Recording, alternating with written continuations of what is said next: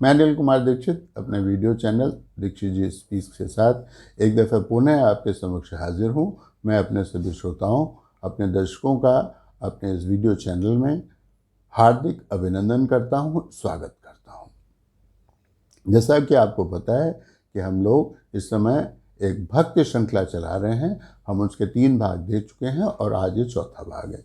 तीसरे भाग तक हमने देखा था कि नारद मुनि ने एक जो युवती मिली थी उसको उसका परिचय बता दिया था कि तुम भक्ति हो और ये तुम्हारे दोनों पुत्र ज्ञान और वैराग्य हैं। इससे युवती नारद जी से बहुत प्रभावित हुई। उससे कहा, मुनीश्वर मैं आपको बारंबार प्रणाम करती हूँ, आप बहुत महान हैं। इस पर नारद जी ने उसको बताया कि तुम जो भगवान की अति प्रिय हो और भगवान ने ही तुमको बना करके इस धरती पे भेजा है और इसीलिए वृंदावन में आने के बाद तुम फिर से वृद्धावस्था से तुम युवती हो गई हो और तुम जिसके हृदय में भी वास करोगी, जिसके हृदय में भी वास करोगी, जो तुमको मानेगा, जो तुम्हारी भक्ति करेगा, जो तुमको याद करेगा, जिसके हृदय में तुम बैठोगी, उसको भगवान कृष्ण की प्राप्ति होगी। तो और अगर उसको कृष्ण की प्राप्ति होगी तो उसके लिए मुक्ति का मार्ग खुल जाएगा। इससे वो युवती और प्रभावित हुई, भक्ति और प्रभावित हुई। उसने नारद जी से कहा कि आप मुनिश्रेष्ठ हैं, आप कुछ ऐसा उपाय कीजिए कि जिससे कि मेरे पुत्र भी जो हैं वो स्वस्थ और तंदुरुस्त हो जाएं। तब नारद जी ने वेद ध्वनि की, वेदांत घोष किया और गीता पाठ किया और उन दोनों पुत्रों जो कि मृत प्राय से पड़े हुए थे उनके कान में जोर से कहा, उठो और जगो। तो वो लोग उठे और जाग गए और उठ के बैठ गए। लेकिन वो लोग इसके बावजूद उनके शरीर में पूरा आलस भरा रहा और आलस और नींद की वजह से वो आंखें भी नहीं खोल पा रहे थे। तब फिर से वो परेशान हुए कि क्या किया जाए।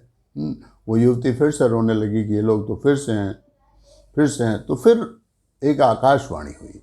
उन्होंने कहा, उन्होंने अपनी दिव्य दृष्टि कहीं डाली, आकाशवाणी हुई और उसमें आकाशवाणी में ये हुआ कि इनको स्वस्थ और तंदुरुस्त करने का उपाय जो है आपको संत शिरोमणि बताएंगे। इसके बाद आकाशवाणी समाप्त हो गई।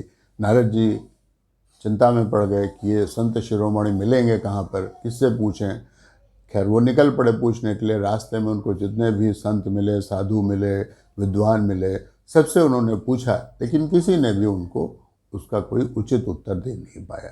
अंत में क्या था कि वो बद्रिका आश्रम पहुँचे। बद्रिका आश्रम में उनको ऐसा लगा कि जैसे सामने से 7 सूर्य चमक रहे हों, इतना तेज प्रकाश था।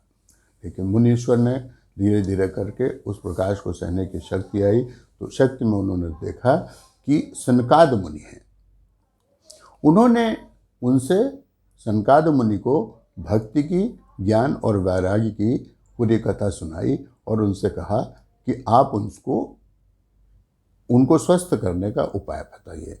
इस पर मुनीश्वर ने कहा कि भगवान ने किसी समय, ब्रह्मा जी ने नारद जी आपको ही एक कथा सुनाई थी और उस कथा को आपने 3 श्लोकों में ही सुखदेव जी को पूर्ण करके सुना दी थी। सुखदेव जी ने वो कथा व्यास जी को बताई थी और व्यास जी ने फिर उसको लिपिबद्ध किया था और उसको कहते हैं श्रीमद् भागवत की कथा। जब ये श्रीमद् भागवत की कथा करेंगे आप और सुनेंगे आप और इसके लिए एक यज्ञ भी करवाएंगे तो ये भक्ति, उसके दोनों पुत्र स्वस्थ, तंदुरुस्त और हर तरह का कार्य करने में सक्षम हो जाएंगे। अब उन्होंने प्रश्न पूछा उन्हीं मुनीश्वरों से कि बताइए कि यह कथा कितने दिन में समाप्त होनी चाहिए और इसको कहाँ करना चाहिए। तो उन्होंने उनको बताया कि इस कथा को करने के लिए आप हरिद्वार चले जाइए। हरिद्वार नामक तीर्थ पर, गंगा तट पर एक तट है, गंगा तट पर एक बहुत ही रमणीक स्थल है। वहाँ पर सिंह और हिरन एक ही घाट पे पानी पीते हैं, वहाँ पर इसको कीजिए।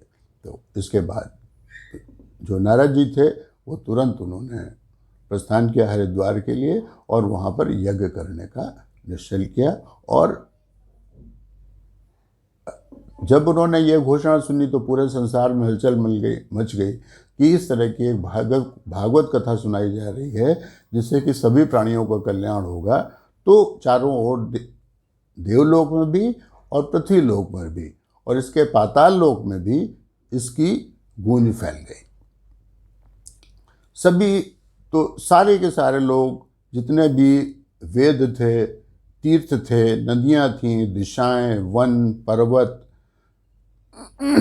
देव, गंधर्व, ऋषि, मुनि, दानव सब कथा सुनने के लिए उस जगह पर एकत्र हो गए। तब सनकाद मुनि जो थे उन्होंने आसन ग्रहण किया कथा सुनाने के लिए। सबसे आगे जो थे नारद जी बैठे कथा सुनने के लिए और एक तरफ स्त्रियां बैठी और इस तरह से सबको समुचित स्थान जिसका जो भी था उसको प्रदान किया गया, क्योंकि सभी लोगों के लिए कथा सुनने की श्रेष्ठ थी। भक्ति और ज्ञान और वैराग्य भी वहाँ पहुँच गए, उनको भी बैठाया गया बगल में, उन्होंने वहाँ पे कथा सुननी शुरू की।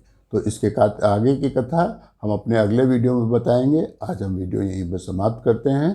अब आप बताइएगा कि आपको वीडियो कैसा लगा, ये प्रोग्राम कैसा लगा। इसका हमारे इस वीडियो चैनल को सब्सक्राइब करवाने में हमारी मदद कीजिए, जिससे हमारे सब्सक्राइबर बढ़ें और हमारी ये कथा ज़्यादा से ज़्यादा लोगों के पास पहुँचे। अभी हम ये पूरा की पूरी श्रृंखला है। इसके अलावा हम कंसल्टेंसी का भी काम करते हैं, जिसमें कि हम लेबर एक्ट और HR से संबंधित विषयों पर लोगों को मुफ्त सलाह देते हैं। तो उसका भी लोग आप सलाह का फ़ायदा उठा सकते हैं। इसी के साथ मैं अपने सभी श्रोताओं और दर्शकों से विदा लेता हूं और अगले वीडियो में फिर से मिलेंगे। तब तक के लिए नमस्कार। आप सभी लोग अपने स्वास्थ्य का ध्यान रखिएगा, कोविड के सभी नियमों का बराबर पालन कीजिएगा। आपका दिन शुभ हो, रात्रि शुभ हो। नमस्कार।